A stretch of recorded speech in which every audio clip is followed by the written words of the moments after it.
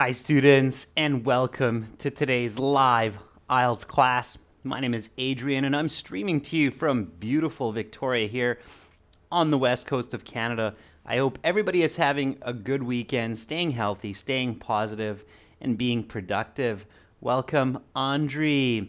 Welcome, members. This is a members chat class. Everybody is welcome to watch. There's lots to learn, and we will have an all chat class coming up in 90 minutes where everybody can join the chat, and that will be speaking part 2. In this class, we have a question and answer session for our members discussing topics like what is a Band 9. So any questions related to IELTS, related to the English language, I am happy to help. Welcome, Kyber. This lesson is presented to you by aehelp.com for academic IELTS success.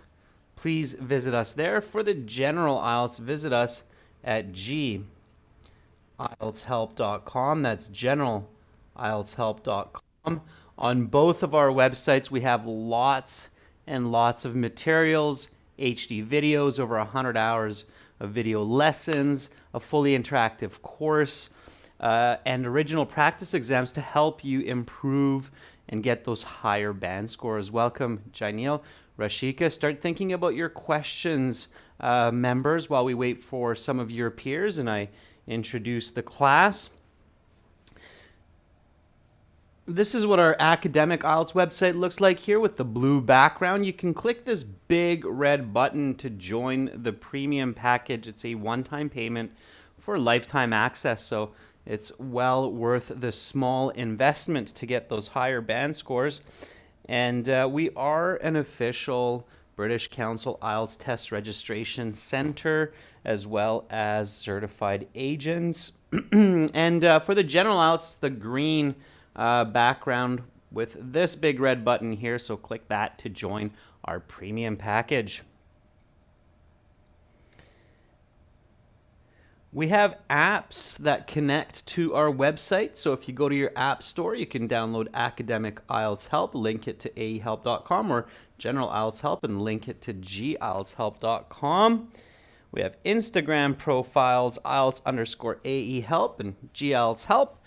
And of course, if you have questions, and members, if you have some questions that for some chance I don't answer in this class, you can always send me an email as well to adrian@aehelp.com, and I will gladly respond to those in due time.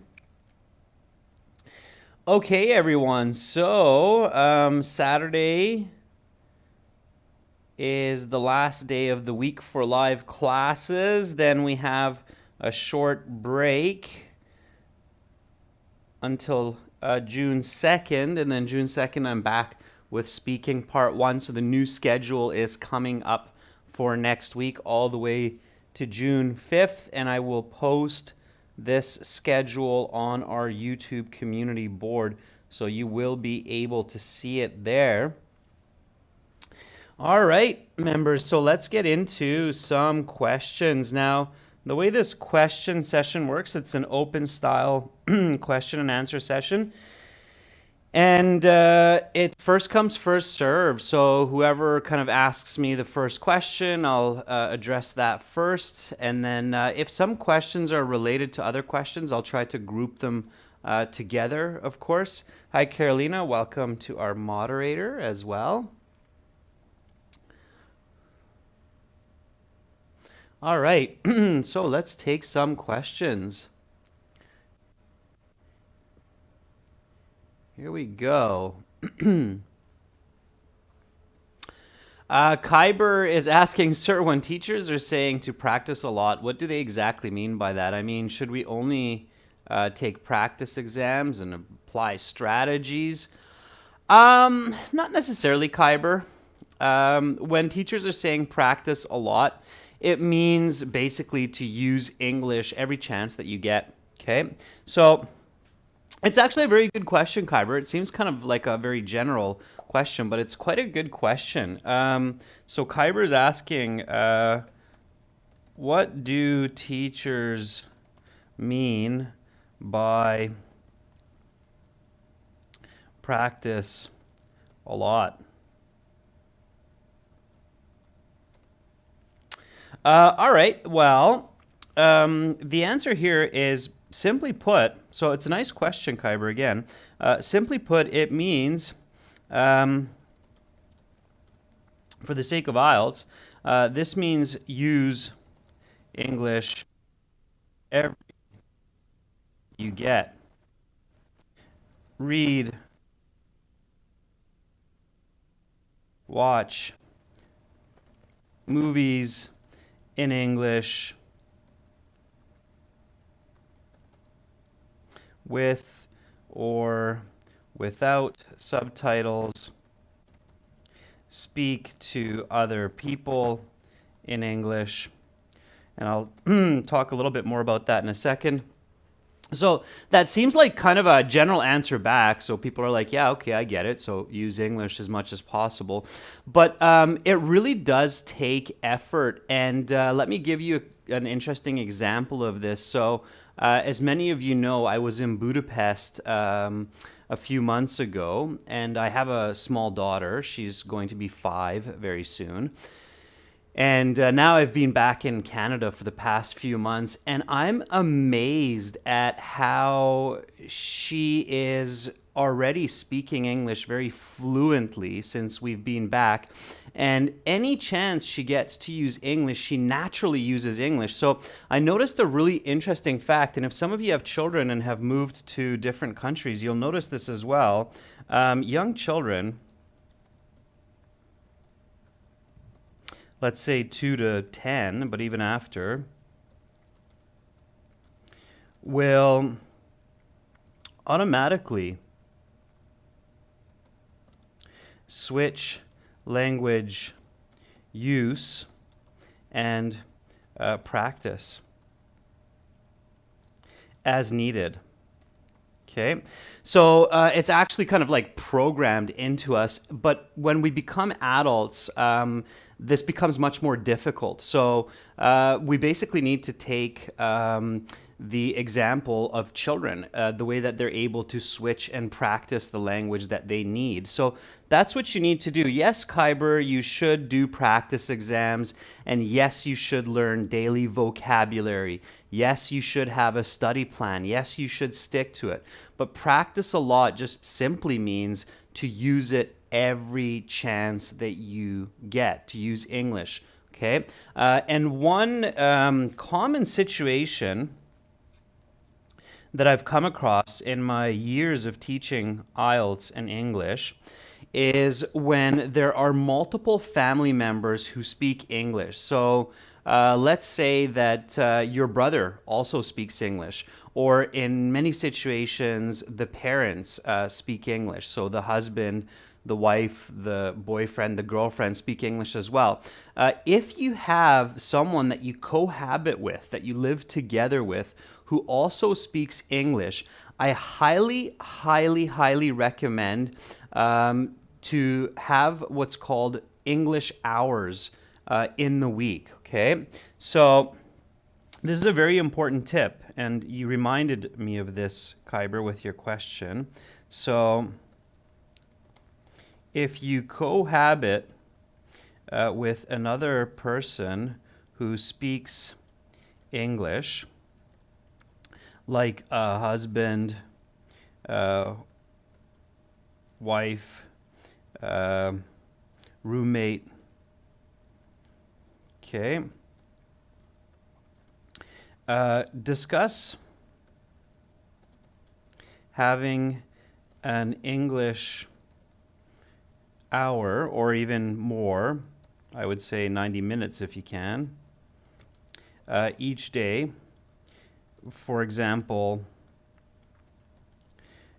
from 6 to 7:30 p.m. and make sure to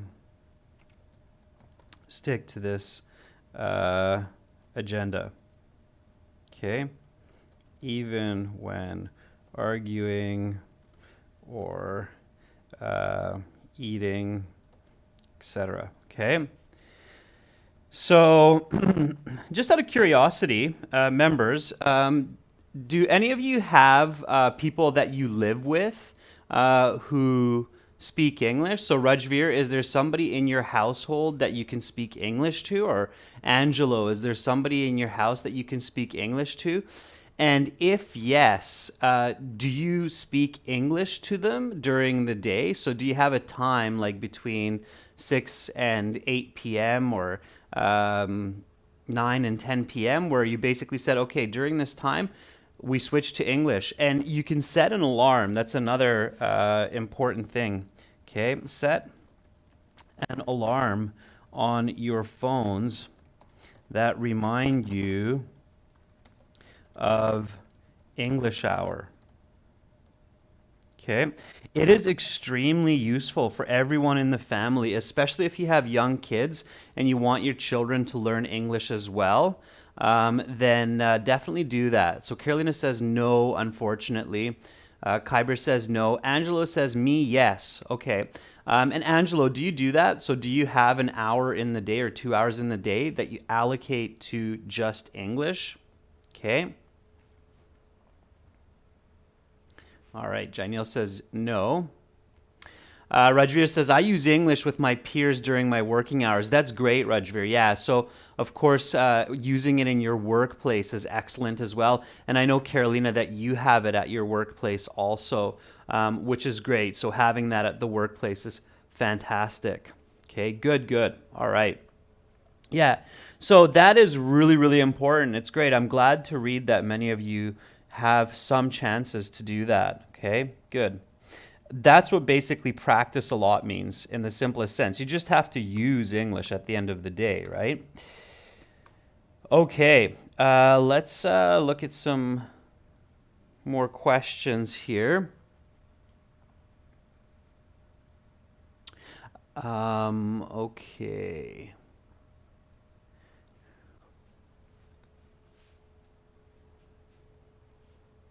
All right, Danielle says, I'm confused with the past perfect tense. When I have a cue card that is in the past tense, where's the situation how I effectively and correctly use it?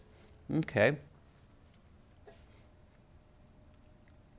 All right, so, okay, let's review it. So Janelle says, basically, Janelle, your question is, how do I use the past perfect tense effectively in my speaking? Okay. Good question. So let's say that you have a cue card where the topic is, so the cue card topic is, talk about a time you had to help a friend. Okay. Let's just hypothetically say that this is the question. Okay. Okay, so I helped my friend move to a new apartment. He had asked me the week before if I had some time to lend him a hand. Okay. All right. So let's take this example here, Janelle. Okay. So this would be a good example of how to use the past perfect effectively in your communication. Okay. And I'll explain it in a second, what the past perfect is exactly and why we use it. Okay. All right. So talk about a time you had to help a friend. Okay. Or let's make it simpler. That's not you had to help a friend, but let's just say, talk about a time you helped a friend. Okay. And then you start by, I helped my friend move to a new apartment in 2018. he had asked me the week before if I had some time to lend him a hand. Now, clearly, this is your past perfect sentence. He had asked me. Okay? So, when you're learning grammar, you probably know that we use the past perfect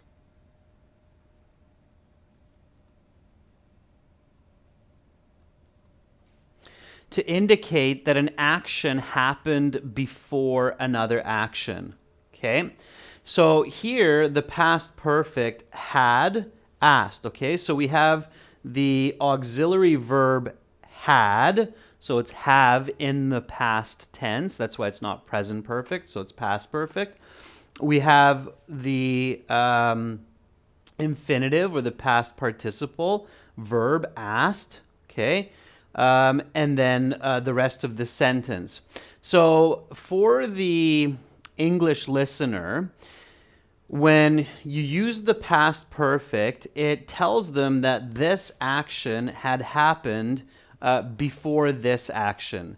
So first, your friend asked to get some help from you. Okay, lend him a hand. Lend him a hand is an expression that means to get some help.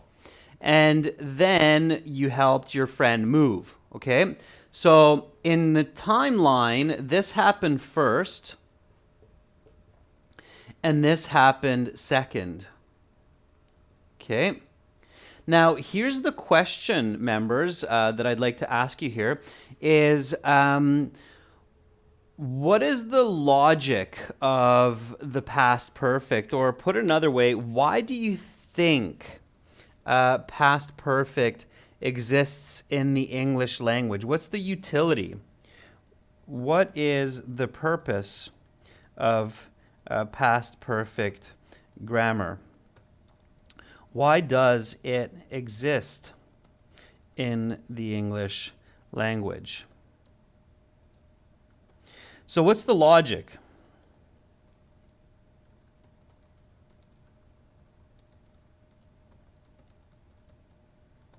Okay, and this is what I'm always teaching you when we discuss grammar lessons or grammar topics, is you always want to know why you use a certain type of grammar. So why do you use past perfect in the English language? Why does it exist in the language?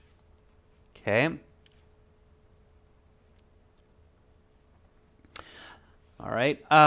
So why do you think? Carolina says maybe to show responsibility. No, that's not the reason in this case.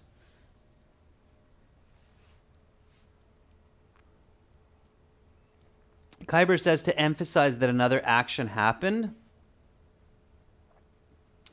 Janelle says, I think that it's better to understand the listener about the past event, which I explained to him.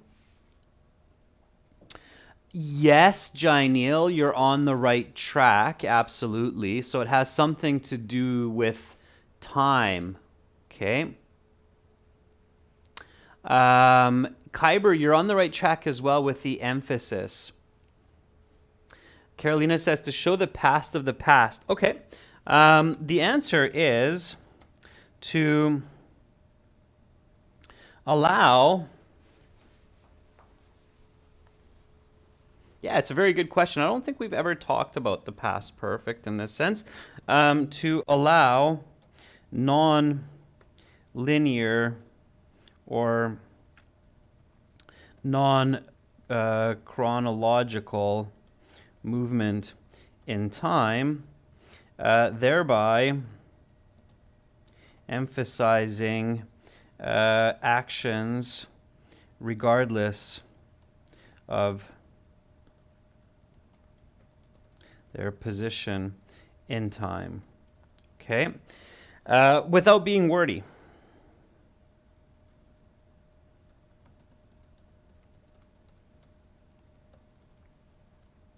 All right. So let me explain that a little bit clearer. So in this sentence here, okay, the question is, talk about a time you helped a friend. So I want to answer this question first. I want to emphasize the answer to this question first to my listener. Okay. And in this case, the answer is I helped my friend move to a new apartment. So that's the actual help that I gave. I want to emphasize that more because as we talked about, I believe, a long time ago discussing grammar, for humans, what we say first has the most emphasis. Okay? So what we hear first has the biggest impact. And then, of course, this is also important that he asked me if I had some time to lend him a hand, but it's not as important as this. Nevertheless, this happened before this happened.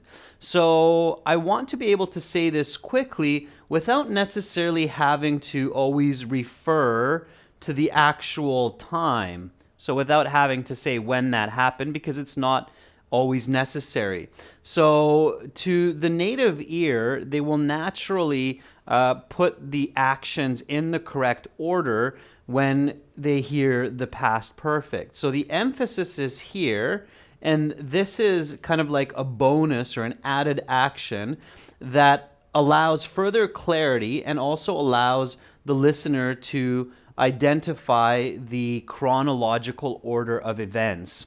Does that make sense? I know that's it can be a fairly confusing or complex kind of thought when you hear it like this, but does that make sense the way that I explained it? So past perfect allows you to emphasize certain actions regardless of their position in the timeline. Yeah, Kyber, it's extremely important to use the past perfect in the correct order. Okay, so I helped my friend move to a new apartment. He had asked me if I had some time to lend him a hand, and I had answered, yes, my weekend is free. I will gladly give you some assistance. Okay. All right. Past perfect definitely takes a lot of practice, students, to use it correctly, but your brain will catch on and then will become natural with it. Okay. All right. Also, an important tip is don't contract. Okay. So when you are using past and present perfect in your IELTS speaking, avoid contractions for the most part. Okay, so say he had asked me to lend him a hand instead of he'd asked me to lend him a hand. Okay, so really emphasize it. So if you're going to use the past perfect in your speaking, which is a great idea, make sure to emphasize the auxiliary verb had. Don't contract it to he'd. It's sometimes difficult to catch the contraction, and you want to really clearly show the examiner that you're using that past perfect in your speaking response. Okay, does that make sense? Janil, no other uses. That is the primary use. Okay, so the primary reason is to allow for the emphasis of certain actions regardless of their position in the chronological order. Okay, that's the primary use of past perfect. It's not quite the same as present perfect. So I can guess why you're asking, Janil, because of present perfect. Present perfect has all of these different applications like emphasizing change over time, experience, achievement over time, and so on, repetition over time. Past perfect is not quite the same. So I think a lot of students think, oh, past perfect, present perfect, they sound so similar. It has the same utility, but it's not. So the utility of present perfect and utility of past perfect, not quite the same. They're both connected to the timeline, okay? But present perfect does have all of this extra kind of application that past perfect doesn't really have. So good question, Jainil. In this sense, the implication of past perfect and present perfect is not the same. Okay. All right, good question, Jainil. Let's take another question. Kyber says, what is the difference between a thesis and a conclusion? Okay, Kyber, I'm going to verbally answer that. I want to give a chance for other students' questions as well. We've already had one from you. So the thesis, Kyber, is the last sentence of your introductory paragraph. It introduces the points that you will discuss in your essay. The conclusion emphasizes those points and your argument. Your thesis doesn't emphasize the same way that your conclusion does. The conclusion emphasizes those points because you already made your argument. So in the conclusion, you're directly or indirectly telling your reader that, hey, these were my points, and now you should agree with me because I have given you a valid rational argument. Okay, so the conclusion is an entire paragraph, Kyber. The thesis is usually just one or two sentences, and the conclusion is much more of an opinion. It's stronger. Okay, it's more opinionated because you've already explained and validated your thesis. Does that make sense? Yeah? So you have to choose your words accordingly. Okay. All right. Rahul Kamadia, good to see you, is asking, how to tackle the cue card if we do not have any idea about it? Like, suppose if we have been asked about a mountain trip and we have never taken a mountain trip, then how to answer such a question? Okay, so okay, sure, Rahul, good question. So how do I talk about a cue card that I do not have experience about? For example, a mountain trip. Okay. Simple answer here, Rahul, is you have to reflect on indirect experiences that you might have from your past, such as reading a book or watching a movie on the subject, like a mountain climbing expedition to the summit of Mount Everest. Okay. And you have to use your imagination. Okay. So climb with friends, difficult, hike, trees, animals, food, camping. Okay. So basically, Rahul, you have to do the best with what you have. Okay.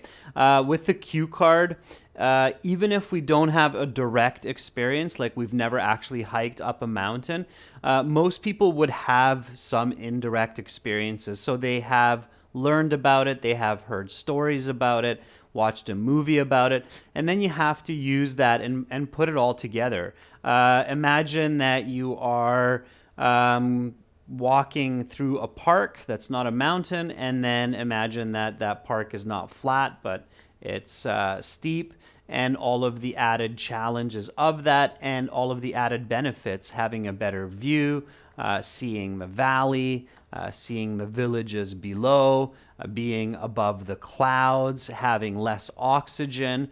Okay, so we can imagine that. I think a good example, because some of us have been up on a mountain, some of us haven't, but for example, like deep sea diving, okay? Practice such topics at home before your exam. For example, going on a diving expedition. Okay, so many people, I'm sure, have not been deep sea diving. Okay, I know I haven't. I've done some shallow water diving, but I've never done deep sea diving, and I'm sure many people have never actually tried diving with a scuba tank. But most of us have seen some nature documentaries of people diving in the ocean. So we can still imagine if we're doing that and we're deep sea diving and all of the adventure and the challenges and dangers and the excitement that we can have for that. Okay, so be creative. Okay. Definitely, I think another tip I can give you here, and this will also improve your English, is practice.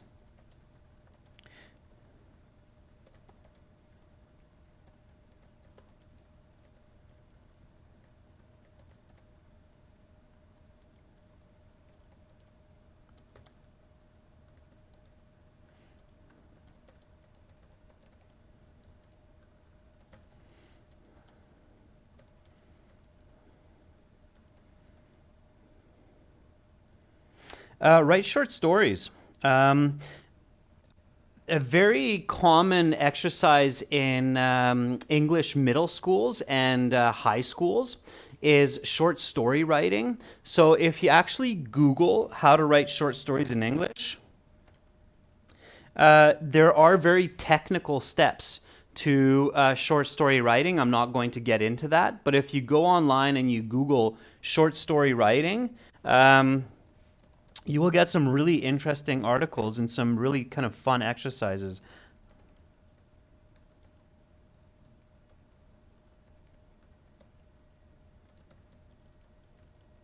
Okay, depending on your browser settings. So Google how to write short stories, and that will also help to develop your creative thinking and your ability to kind of tell stories. Okay, so do storytelling. All right. Okay.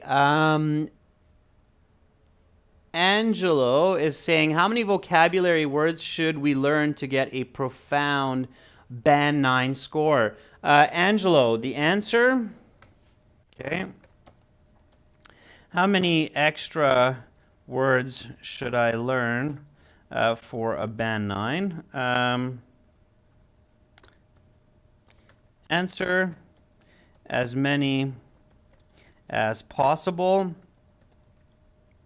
Ideally, 500 new words leading up to the exam, 5 words per day for 100 days.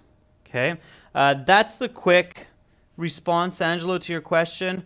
There is no perfect number. You should know at least several thousand words in English, and you should be able to use them effectively, not just understand them, but use them in your speaking and your writing effectively and fluently.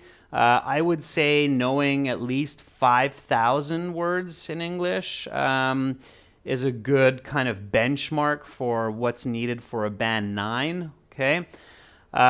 You can get Band 9 with less, with 3,000 words, let's say, but importantly, try to learn 5 new words a day for 90 to 100 days before your exam, and that will really improve your chances. Okay? And Andre, I see your other question about my personal Instagram. I don't have a personal Instagram yet. I'm not sure if I will. The reason for that is it's time. I don't know if I'll have time to maintain a personal Instagram profile. Okay? All right.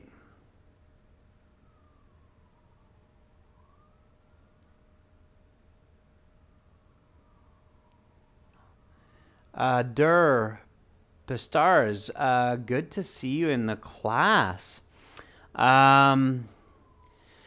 So Dur is asking, is it acceptable to speak slightly more than 2 minutes while speaking part 2 of the IELTS? Yeah, but it's likely that they're going to stop you. So Dur's question is, can I go over the 2-minute mark in speaking part 2?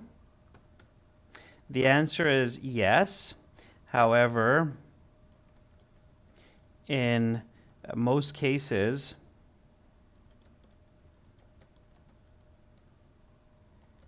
like 99% of the time,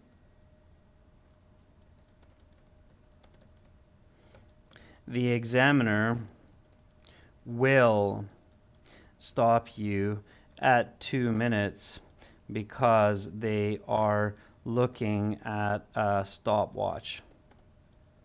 Okay? So yes, you can. However, what's really, really important, Dur, is that you answer all of the questions on the cue card within that 2 minutes. It is very important that you answer all of the questions on the cue card in the first 90 seconds. Okay, because sometimes examiners will not actually allow you to speak for the full 2 minutes. So in the instructions, it says that you will have 1 to 2 minutes to speak on the topic. So if they feel like you've answered all the questions in the first minute, or if they feel that you're just repeating the same idea over and over again, they might stop you at 90 seconds. Okay, sometimes even sooner. So you want to make sure that you check the cue card, look at the cue card, and make sure that you answer all of the questions on the cue card in the first 90 seconds, and then you can expand if you have to. Okay? All right. Good question. Buckrod is asking, is there any solution to deal with heading in reading for rephrasing it and get it done in the given period of time? But mostly it took me more than 20 minutes. Buckrod, you just have to practice it. If you're paraphrasing the statements in the list of headings in the reading, that's, I think, what you're asking me. Don't overthink it. So do your best, but don't spend like 20 seconds on one heading trying to paraphrase it. Okay? So just do your best. If you can only paraphrase one word or no words, just go to the next one. Okay? So don't force the paraphrasing during the reading section. Okay? That's definitely an important tip. It's a good question, Buckrod. So you do not have enough time in the reading section to ponder on detailed and accurate paraphrasing for questions. Just do your best and move on. Spend only a few or a couple of seconds on each question or statement. Okay, so yeah, definitely don't focus on one statement and be like, okay, I gotta paraphrase this. What's another? No, just do your best and move on. Okay. All right. Okay. Rajveer is asking, when should I use present perfect continuous tense versus the present perfect passive, I find it a bit confusing as it's not mandatory to state the time reference in present perfect continuous every time. Okay, Rajveer. So here, I think, Rajveer, the important difference is to understand the purpose of the passive versus the continuous, which is quite different. Okay, so it's a pretty big question, Rajveer, so I don't have enough time to really go deeply into this, but I think I can give you an acceptable answer. So passive tense is used in the English language, whether it's for the present perfect or whether it's for the simple tense, or you're using the future participle will, doesn't matter. The important idea about passive tense is that passive tense is used in the sentence when the agent of the action is either unknown or is unimportant. The speaker does not want to emphasize it. Okay, let me give you an example.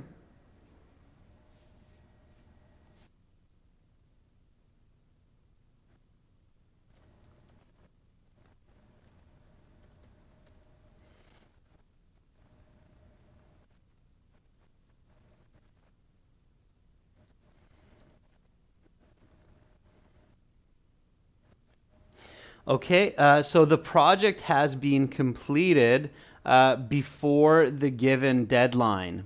Okay, so here we want to emphasize the idea that the project is finished, and we don't know maybe who completed the project, or we don't think that it's important to mention who completed the project. What's more important for us to emphasize in this case is that the project has been completed before the given deadline.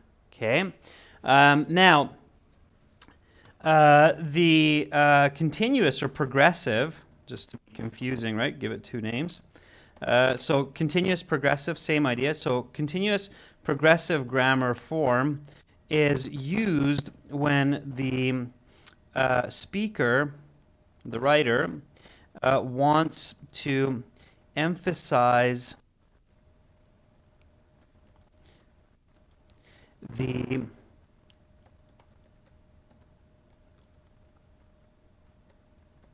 continuous, like a video showing visually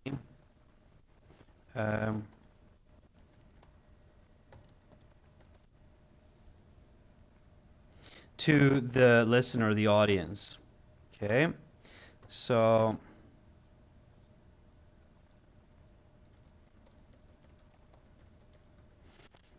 all right, so our team has been working on this project tirelessly for the past 6 months. Okay.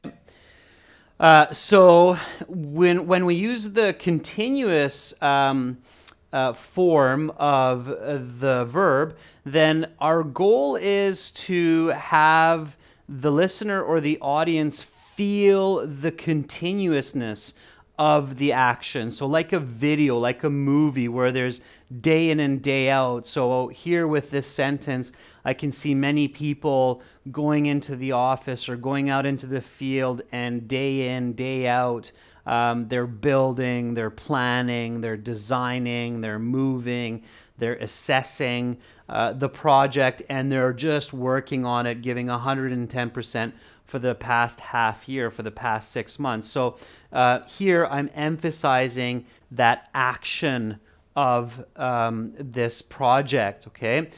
So the team has been working. So this sentence for the listener, okay, emphasizes the continuity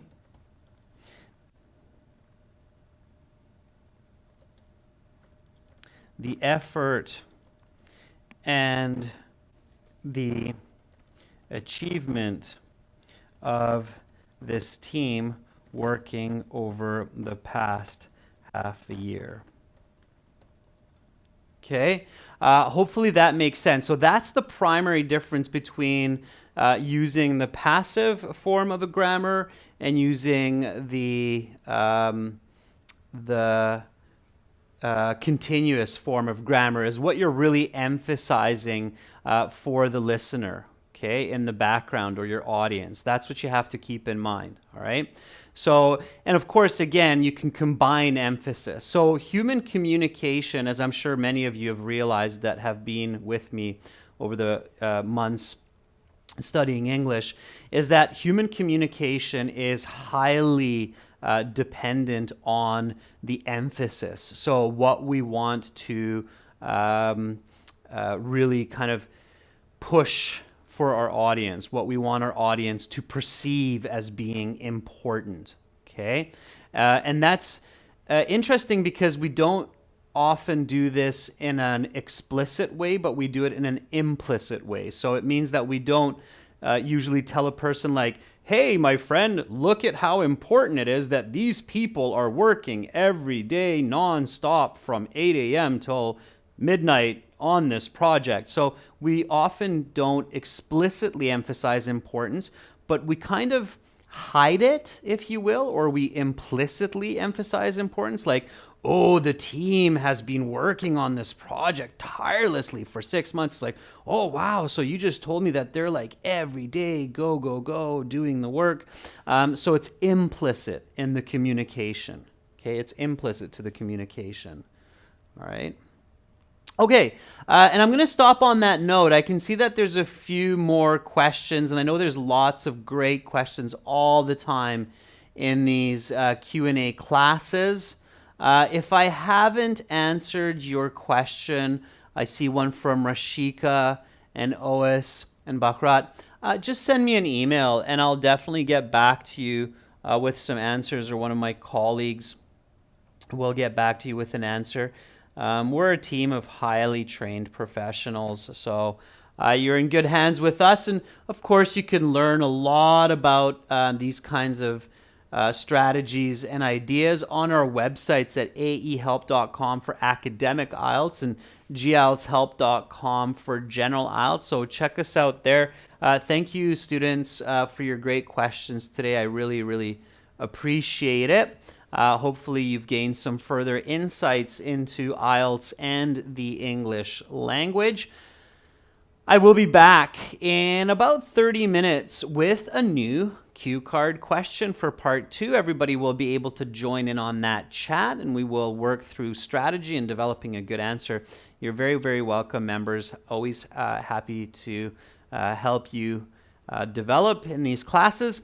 Hang around, come back in half an hour, maybe just take a short break, do some stretches, grab a glass of water, and then we'll get back to work. I'm Adrian. I'm signing out from Victoria momentarily. See you soon. Bye.